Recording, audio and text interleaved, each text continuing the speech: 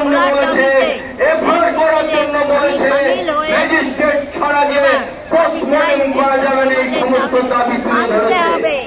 আজকে যদি সেই জিনিসগুলো না করা যেত, তাহলে এই সরকার আগামীকাল অর্থাৎ সোমবার অভয়ার বিচার নিয়ে সঞ্জয় রায়ের আজীবন কারাদণ্ড হলো। এটাতে আপনি কতটা খুশি, না আর কার দাবি জানাচ্ছেন?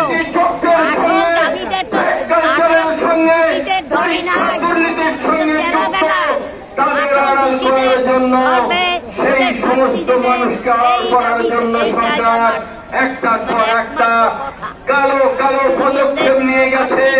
সে যাতে মানুষের সামনে এই সরকারের সঙ্গে সন্দীপ ঘোষ দুর্নীতি চক্র আর দ্রব্যমূল্য বৃদ্ধি বারবার দিনের পর দিন বাড়ছে, যাতে সাধারণ মানুষ অস্বস্তিতে পড়ছেন, কি বলবেন? আমরা কি এইসব চালাইতে পারি?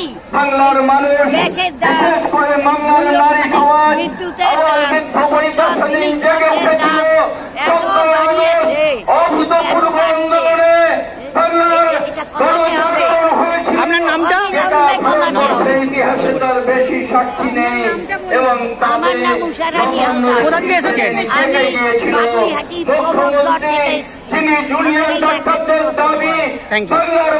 সবার সাথে তাল মিলে আপনি এই মিছিলে পা মিলিয়েছেন। দ্রব্যমূল্য বৃদ্ধি এবং বিদ্যুৎ